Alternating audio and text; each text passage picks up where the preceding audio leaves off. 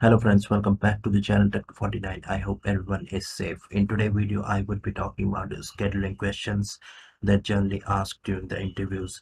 For more WFM related videos, please subscribe our channel. So let's go to the first question what we have. So the first question is that what are the agent shift preferences? So the answer could be agent may have specific shift preferences based on their personal commitments and lifestyle.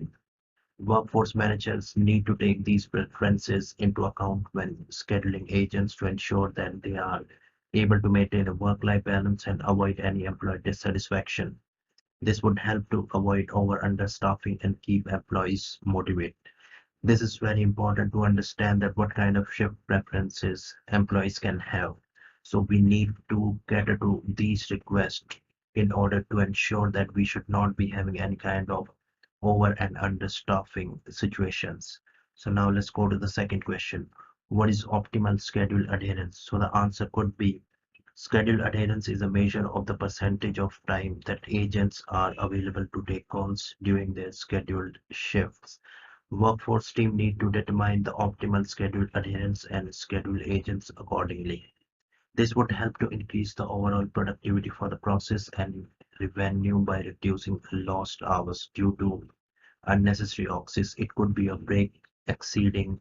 Agents are logging in late in the shift. Agents are logging out early. Unnecessary coaching team meetings. So these things can definitely help to increase the productivity if we are able to maintain a balance into these kind of oxys. So now let's go to the third question. So the third question is that what is forecasted call volume? Workforce scheduler need to accurately forecast the number of calls, emails, or chats that are expected to come in during a particular time period. This information helps to determine the number of agents needed to handle the workload on the basis of historical data.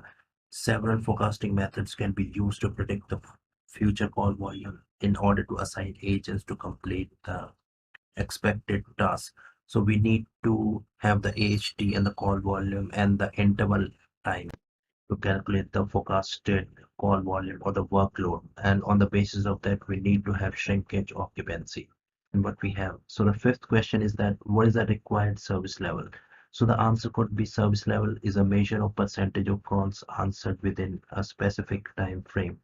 Workforce managers need to determine that required service level and schedule enough agent to meet this target. Service level could be anything. It could be 80-20, 80-30, 90-10. So it means that 80% of calls should be answered within 20 seconds. If I talk about 90 ratio 10, so 90% of calls should be answered within 10 seconds. So we need to have higher number of agents to be required in 90-10 ratio against 80-20. Depending on contract with client, short abandoned calls can be removed from service level calculations. Now let's go to the sixth question what we have. How many agents are needed? So the answer could be based on forecasted call volume and required service level. Workforce team need to determine the number of agents needed to handle the workload. This involves taking into account factors such as agent availability, breaks, and training requirements. Apart from that, you need to have occupancy, shrinkage, login hours, interval time, details to find out how many agents actually we need to handle the incoming workload, which we are expecting in the near future. So all these questions are important, right? So we need to have a very good understanding of these questions. So now let's go to the last question. What we have, what is workload distribution? So the answer could be workforce team need to distribute the workload evenly among agents to ensure that no one is overworked or underutilized. This involves taking into account factors such as call complexity, agent skills, and call duration, and number of agents available. This would help to ensure that a proper workload being distributed among agents. It's not like that some of the agents are getting back-to-back calls and some of the agents are sitting idle.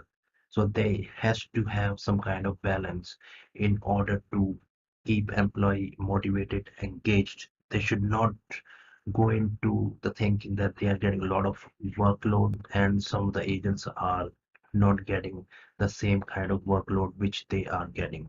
So this needs to be avoided. So these are the important questions, and by addressing these scheduling questions, workforce managers can ensure that right agents are available at the right time to meet customer demands, leading to better customer satisfaction and improve business performances. Till then, thank you so much again for watching this video.